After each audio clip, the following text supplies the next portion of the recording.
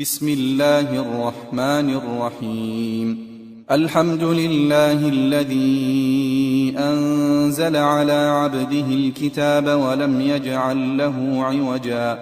قيما لينذر بأسا شديدا من لدنه ويبشر المؤمنين الذين يعملون الصالحات أن لهم أجرا حسنا ماكثين فيه أبدا وينذر الذين قالوا اتخذ الله ولدا ما لهم به من علم ولا لآبائهم كبرت كلمة تخرج من أفواههم إن يقولون إلا كذبا فلعلك باخع نفسك على آثارهم إن لم يؤمنوا بهذا الحديث أسفا إنا جعلنا ما على الأرض زينة لها لنبلوهم أيهم أحسن عملا وإنا لجاعلون ما عليها صعيدا جرزا أم حسبت أن أصحاب الكهف والرقيم كانوا من آياتنا عجبا إذ أوى الفتية إلى الكهف فقالوا ربنا آتنا من لدنك رحمة وهيئ لنا من أمرنا رشدا فضربنا على آذانهم في الكهف سنين عددا ثم بعثناهم لنعلم أي الحزبين أحصى لما لبثوا أمدا نحن نقص عليك نبأهم بالحق إنهم فتية آمنوا بربهم وزدناهم هدى وربطنا على قلوبهم إذ قاموا فقالوا ربنا رب السماوات والأرض لن ندعو من دونه إلها لقد قلنا إذا شططا هؤلاء قومنا اتخذوا من دونه آلهة لولا يأتون عليهم بسلطان بين فمن أظلم ممن افترى على الله كذبا وإذ اعتزلتموهم وما يعبدون إلا الله فأووا إلى الكهف ينشر لكم ربكم من رحمته ويهيئ لكم من أمركم مرفقا وترى الشمس إذا طلعت تزاور عن كهفهم ذات اليمين وإذا غربت تقرضهم ذات الشمال وهم في فجوة منه ذلك من آيات الله من يهد الله فهو المهتد ومن يضلل فلن تجد له وليا مرشدا وتحسبهم أيقاظا وهم رقود ونقلبهم ذات اليمين وذات الشمال وكلبهم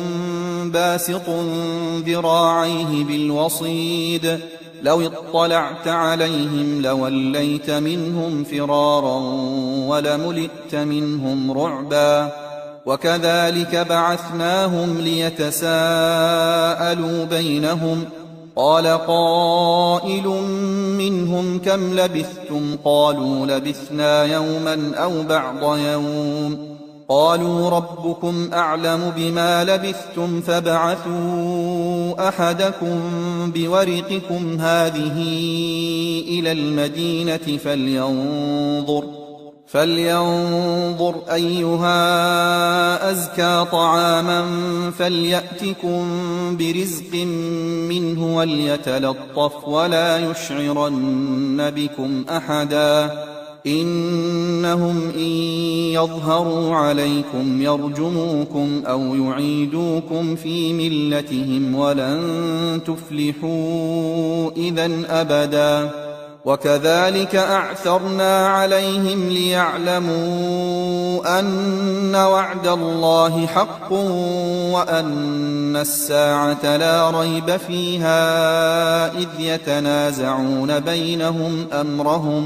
إذ يتنازعون بينهم أمرهم فقالوا ابنوا عليهم بنيانا ربهم أعلم بهم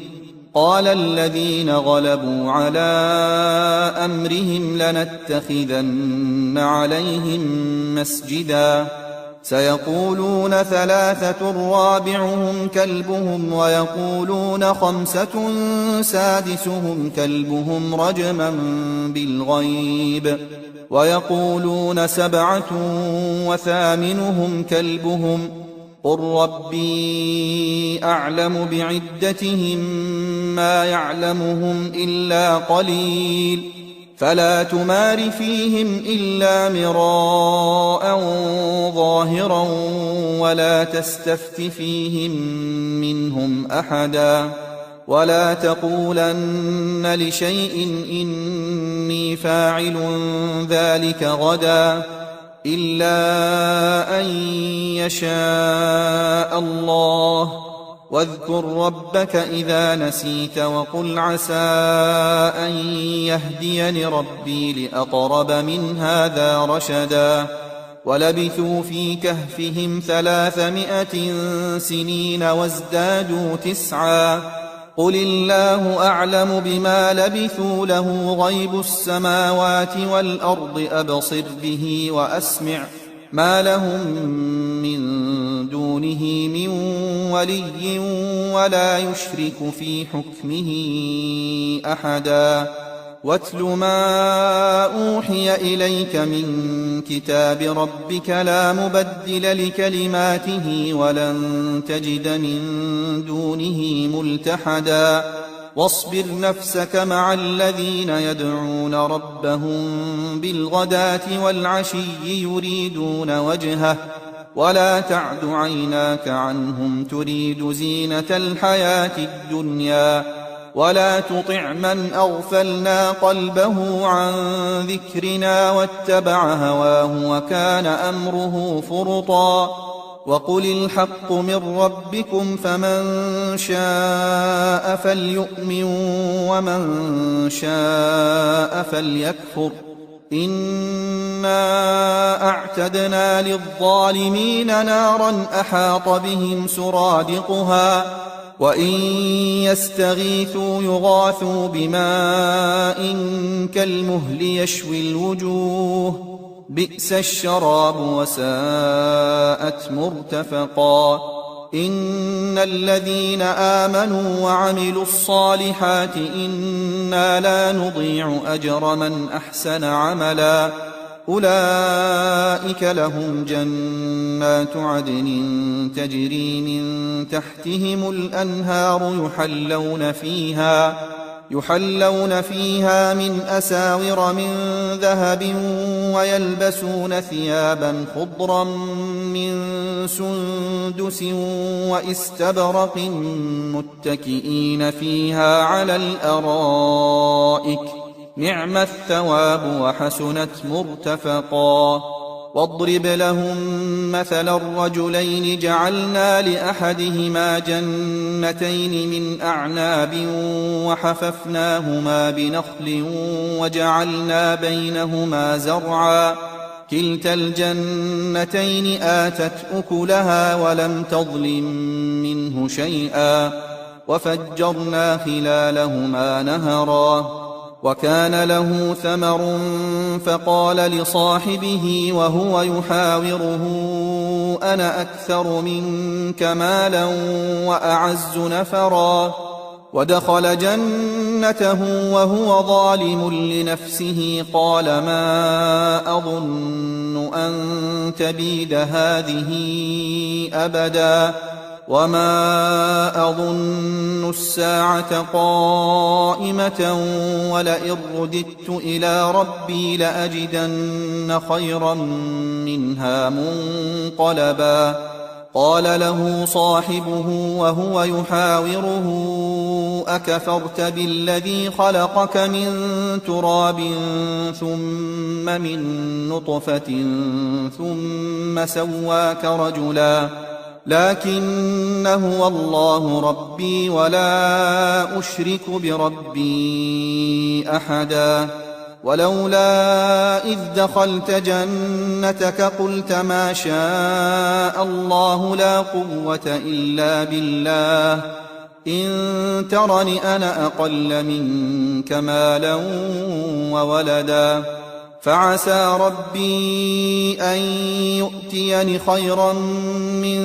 جنتك ويرسل عليها حسبانا من السماء فتصبح صعيدا زلقا أو يصبح ماؤها غورا فلن تستطيع له طلبا وأحيط بثمره فأصبح يقلب كفيه على ما أنفق فيها وهي خاوية على عروشها ويقول يا ليتني لم أشرك بربي أحدا ولم تكن له فئة ينصرونه من دون الله وما كان منتصرا هنالك الولاية لله الحق هو خير ثوابا وخير عقبا واضرب لهم مثل الحياة الدنيا كماء إن أنزلناه من السماء فاختلط به نبات الأرض فأصبح هشيما تذروه الرياح وكان الله على كل شيء مقتدرا المال والبنون زينة الحياة الدنيا والباقيات الصالحات خير عند ربك ثوابا وخير أملا ويوم نسير الجبال وترى الأرض بارزة وحشرناهم فلم نغادر منهم أحدا وعرضوا على ربك صفا لقد جئتمونا كما خلقناكم أول مرة بل زعمتم أن لن نجعل لكم موعدا ووضع الكتاب فترى المجرمين مشفقين مما فيه ويقولون يا ويلتنا ما لهذا الكتاب لا يغادر صغيرة ولا كبيرة إلا أحصاها ووجدوا ما عملوا حاضرا ولا يظلم ربك أحدا وإذ قلنا للملائكة اسجدوا لآدم فسجدوا إلا إبليس كان من الجن ففسق عن أمر ربه أفتتخذونه وذريته أولياء من دوني وهم لكم عدو بئس للظالمين بدلا ما أشهدتهم خلق السماوات والأرض ولا خلق أنفسهم وما كنت متخذ المضلين عضدا ويوم يقول نادوا شركائي الذين زعمتم فدعوهم فلم يستجيبوا لهم وجعلنا بينهم موبقا ورأى المجرمون النار فظنوا أنهم مواقعوها ولم يجدوا عنها مصرفا ولقد صرفنا في هذا القرآن للناس من كل مثل وكان الإنسان أكثر شيء جدلا وما منع الناس أن يؤمنوا إذ جاءهم الهدى ويستغفروا ربهم إلا أن تأتيهم سنة الأولين أو يأتيهم العذاب قبلا وما نرسل المرسلين إلا مبشرين ومنذرين ويجادل الذين كفروا بالباطل ليدحضوا به الحق واتخذوا آياتي وما أنذروا هزوا ومن أظلم ممن ذكر بآيات ربه فأعرض عنها ونسي ما قدمت يداه إنا جعلنا على قلوبهم أكنة أن يفقهوه وفي آذانهم وقرا وإن تدعهم إلى الهدى فلن يهتدوا إذن أبدا. وربك الغفور ذو الرحمة لو يؤاخذهم بما كسبوا لعجل لهم العذاب بل لهم موعد لن يجدوا من دونه موئلا. وتلك القرى أهلكناهم لما ظلموا وجعلنا لمهلكهم موعدا. وإذ قال موسى لفتاه لا أبرح حتى أبلغ مجمع البحرين أو أمضي حقبا فلما بلغا مجمع بينهما نسيا حوتهما فاتخذ سبيله في البحر سربا. فلما جاوزا قال لفتاه آتنا غداءنا لقد لقينا من سفرنا هذا نصبا. قال أرأيت إذ أوينا إلى الصخرة فإني نسيت الحوت وما أنسانيه إلا الشيطان أن أذكره واتخذ سبيله في البحر عجبا. قال ذلك ما كنا نبغ فارتدا على آثارهما قصصا. فوجدا عبدا من عبادنا آتيناه رحمة من عندنا وعلمناه من لدنا علما. قال له موسى هل أتبعك على أن تعلمني مما علمت رشدا. قال إنك لن تستطيع معي صبرا وكيف تصبر على ما لم تحط به خبرا. قال ستجدني إن شاء الله صابرا ولا أعصي لك أمرا. قال فإن اتبعتني فلا تسألني عن شيء حتى أحدث لك منه ذكرا. فانطلقا حتى إذا ركبا في السفينة خرقها قال أخرقتها لتغرق أهلها لقد جئت شيئا إمرا. قال ألم أقل إنك لن تستطيع معي صبرا. قال لا تؤاخذني بما نسيت ولا ترهقني من أمري عسرا. فانطلقا حتى إذا لقيا غلاما فقتله قال أقتلت نفسا زكية بغير نفس لقد جئت شيئا نكرا. قال ألم أقل لك إنك لن تستطيع معي صبرا. قال إن سألتك عن شيء بعدها فلا تصاحبني قد بلغت من لدني عذرا. فانطلقا حتى إذا أتيا أهل قرية استطعما أهلها فأبوا أن يضيفوهما فوجدا فيها جدارا يريد أن ينقض فأقامه. قال لو شئت لاتخذت عليه أجرا. قال هذا فراق بيني وبينك سأنبئك بتأويل ما لم تستطع عليه صبرا. أما السفينة فكانت لمساكين يعملون في البحر فأردت أن أعيبها وكان وراءهم ملك يأخذ كل سفينة غصبا. وأما الغلام فكان أبواه مؤمنين فخشينا أن يرهقهما طغيانا وكفرا. فأردنا أن يبدلهما ربهما خيرا منه زكاة وأقرب رحما. وأما الجدار فكان لغلامين يتيمين في المدينة وكان تحته كنز لهما وكان أبوهما صالحا وكان أبوهما صالحا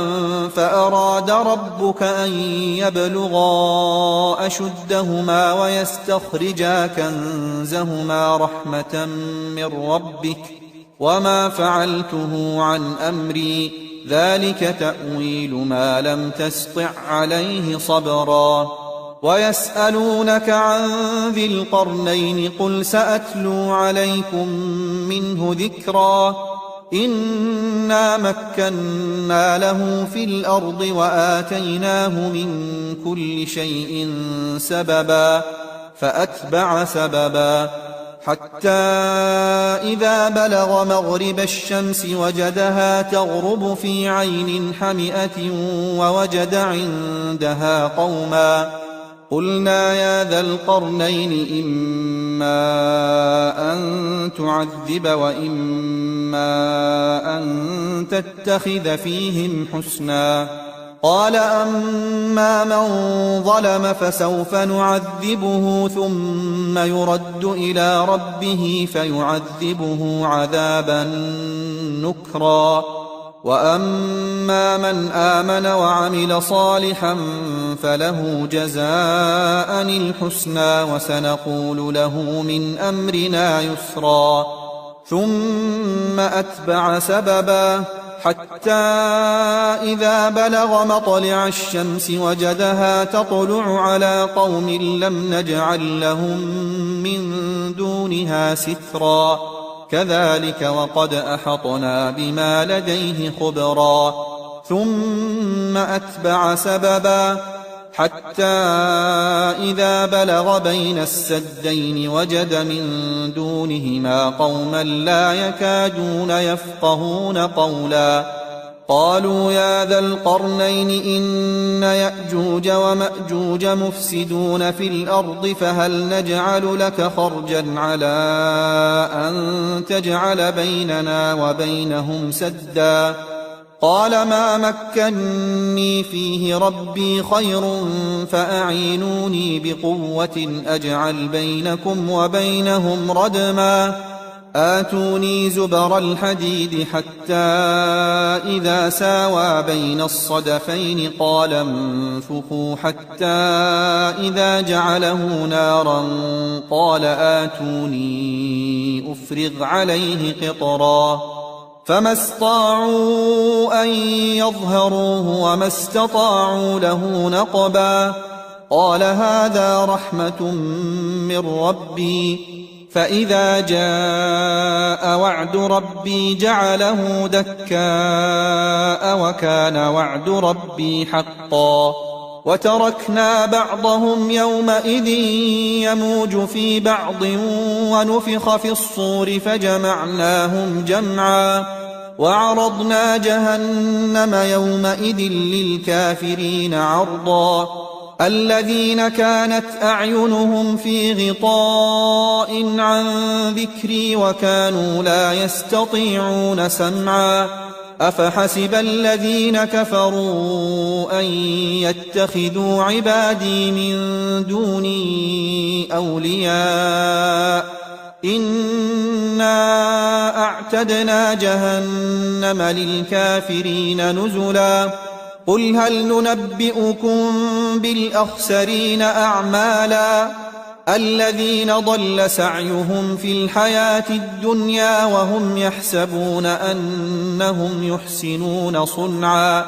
أولئك الذين كفروا بآيات ربهم ولقائه فحبطت أعمالهم فلا نقيم لهم يوم القيامة وزنا ذلك جزاؤهم جهنم بما كفروا واتخذوا آياتي ورسلي هزوا إن الذين آمنوا وعملوا الصالحات كانت لهم جنات الفردوس نزلا خالدين فيها لا يبغون عنها حولا قل لو كان البحر مدادا لكلمات ربي لنفد البحر قبل أن تنفد كلمات ربي ولو جئنا بمثله مددا قل إنما أنا بشر مثلكم يوحى إلي أنما إلهكم إله واحد فمن كان يرجو لقاء ربه فليعمل عملا صالحا ولا يشرك بعبادة ربه أحدا.